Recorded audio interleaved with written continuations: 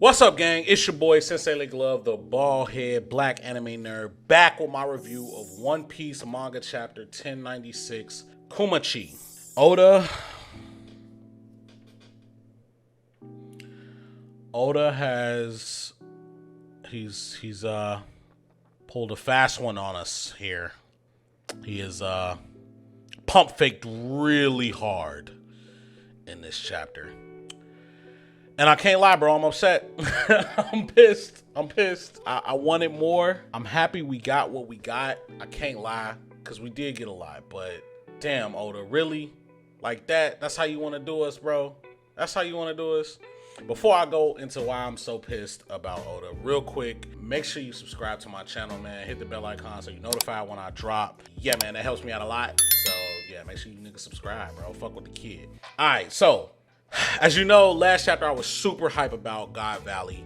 God Valley just has so many unanswered questions and so much shit going on that we really just need to know the answer to. And last chapter was leading into it, and it's like, bro, we really about to get the God Valley flashback and a Kuma flashback. And it wasn't like outside the realm of possibility, because we got fucking Roger and Whitebeard flashback in Odin flashback. Like, you know what I mean? So I'm really like, okay, this is about to be fucking lit. Like, we got it. But I was wrong.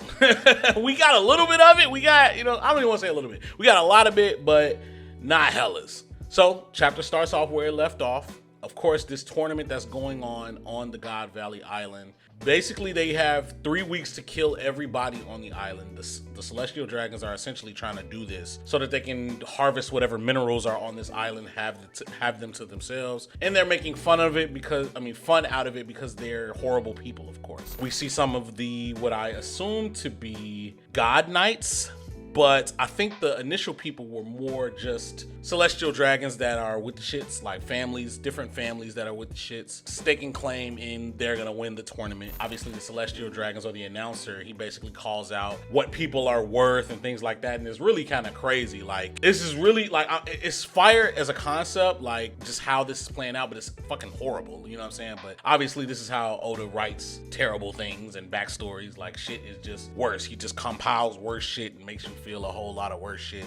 So that is explained, and then we cut over to Kuma and Ivankov and Jenny. Basically, Ivankov is giving a speech trying to rile up the people that are around them, the people of the island. Like, hey, we getting the fuck up out of here. Like, I don't know about y'all, but we getting up out of here, and it's definitely finna go down. They not finna let y'all last for 3 weeks. Like, it's over with. You're just gonna die. They're killing everybody. They just want y'all to run so that y'all think y'all have a chance, and they gonna off y'all. So Ivankov really had that revolutionary in him from the beginning. So I definitely appreciate getting that from Ivankov in this backstory. That makes me feel really good. But we also learned that there was some information that was leaked about what's going on the island. So this kind of steps into things that we didn't know that we always wanted to know about God Valley that are coming out. So essentially, there are some prizes at the center of the island. 2 of them are devil fruits. One, which we learned from Wano, was the fish fruit, the mythical Zoan fish fruit for Kaido. And the other one is actually Kuma's fruit, the pawpaw fruit. Those are 2 of the prizes, but obviously there are more, because it was also revealed that the Celestial Dragons or someone stole something, the crown jewel of Fulalead Island, which is essentially the island that Rocks inhabited back then, and took it to that island. So that information got leaked. And Kong obviously calls out to Garp. Garp's chilling and says, hey, I can't really tell you why, but I need you to go here. Garp's like, I ain't going there for the Celestial Dragon like field trip. Like, I don't have nothing to do with that. They decided to steal from Fulalead Island. They gotta know, if you steal from a whole bunch of pirates, those pirates are gonna try to come and get you. But he gets basically put on because Kong's like, well, Roger's gonna be there. He like, nigga, leave with that. So that was funny. Like, I like that, but obviously that's a reveal. So we find out Garp was only there because he wanted to smoke with Roger. And obviously they found out that Roger was gonna be there because of the prizes that are on the island.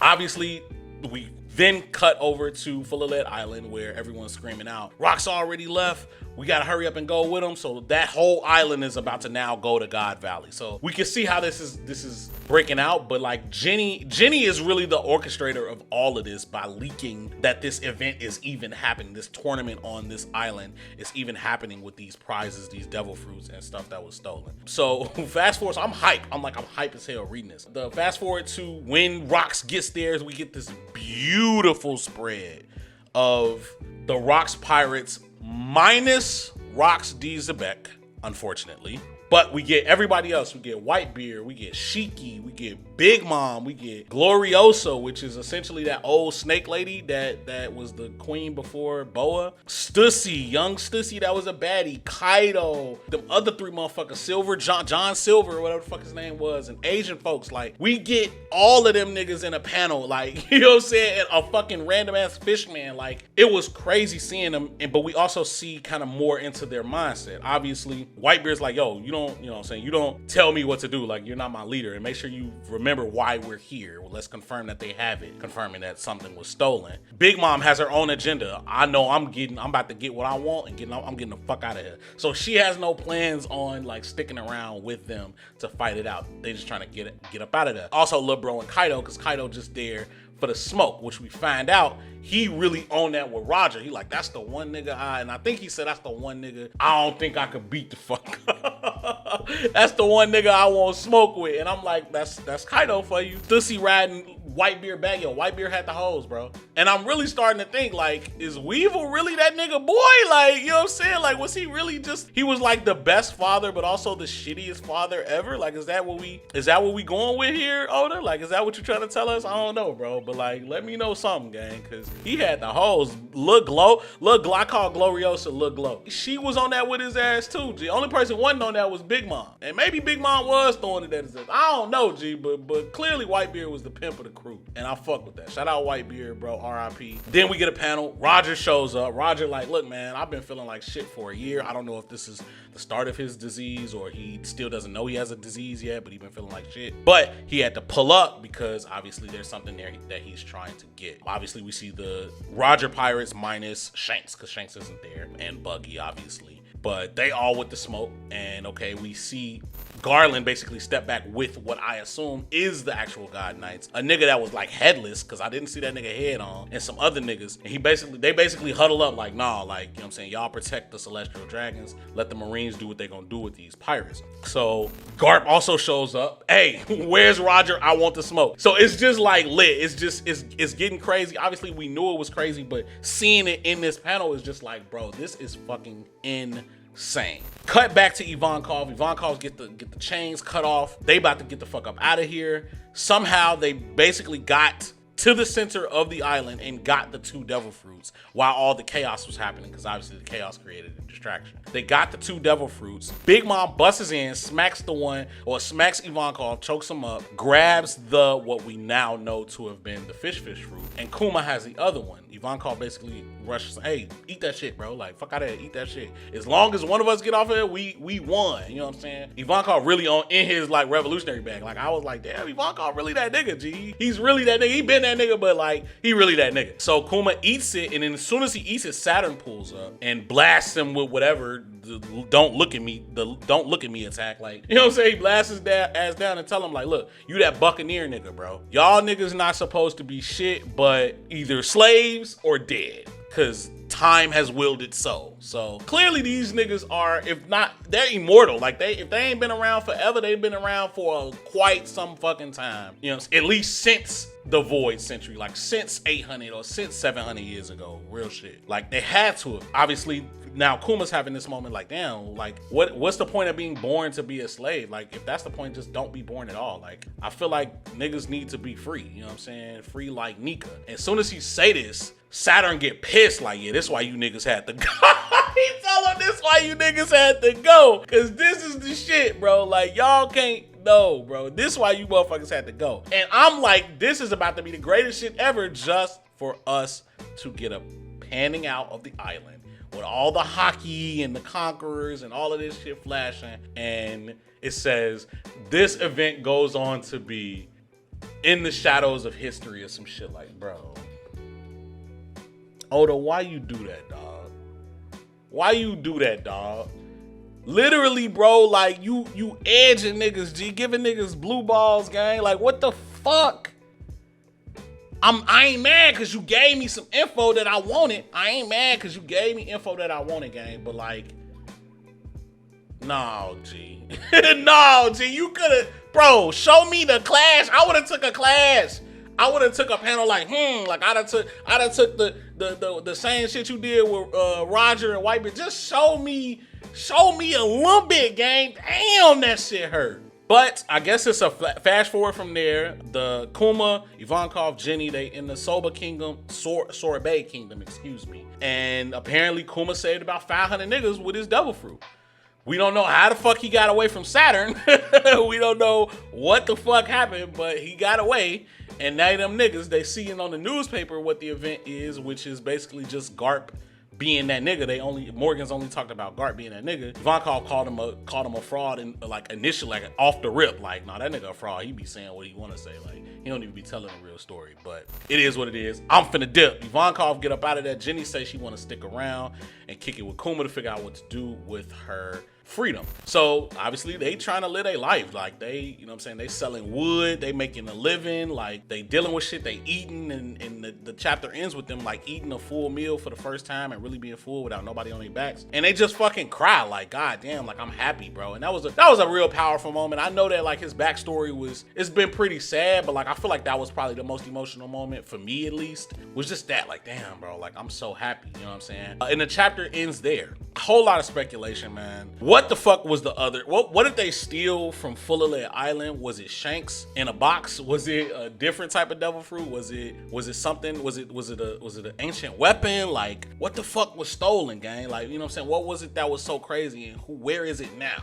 You know what I mean? Like, it's just so many questions. Obviously, I don't think this flashback is over. I would be surprised if it is. I don't think it's over because there's still parts of Kuma life we don't really know. We don't really know when he became a tyrant. We don't really know when Bonnie was born, although it's heavily implied that Jenny is gonna be Bonnie's mom because of this moment at the end where they basically are, you know, crying and confiding in each other, loving each other, yada yada yada. So yeah, we need to see when he becomes a tyrant. When does he become a king? I'm guessing he becomes a king and then they off Jenny ass, and that makes him a tyrant. That makes the most sense to me, but maybe not. I don't know. Maybe it's something else. We also still haven't seen why Bonnie thinks Saturn killed Kuma, because did he die? Like, is this not the Kuma that nah, this is definitely him. You know what I'm saying? Like, what happened? When does Saturn come back in bro life? Like, I don't know. When does he become a revolutionary? Like, all of these things are still important. So I think that we still gonna get that in this flashback. I don't think it's over, but I think the God Valley part of the flashback is clearly over. But I think that there's still so much important shit that unfortunately we probably won't get fights. But I think we will get more information about what really went on in God Valley. At this point, I would be very surprised if we get a full flashback or get a more in-depth flashback. I would love for them to do it like similar to how they did Reverie, where it was like, you know, oh, well, this actually happened from my perspective on the back end, but I just don't see it happening. I see kind of Oda trickling in different parts of what happened from different perspectives. Perhaps Stussy kind of like lays it out. Maybe the Stussy clone has Stussy's memories or something like that. Or when they go to Elbaf, they meet up with somebody else that was there from maybe the Rocks Pirates or something like that. I think that is more so how it goes. Or towards the end, we find out this was the crown jewel. This used to be the crown jewel of Fullerlet Island, and we find out what it is. Or maybe from Shanks, because he probably has a lot of information. So I think that's kind of the direction we're going in. All in all, this is a good chapter. I definitely appreciate Oda for giving us some answers to some God Valley shit. Also showing us the young goons that we know as old goons now,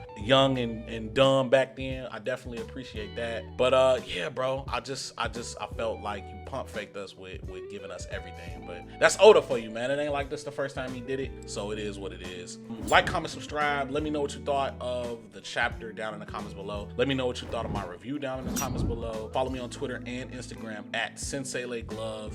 And again, guys, man, pull up, bro. Fuck with us, fuck with me. You know what I'm saying? All your subscriptions definitely help a nigga out.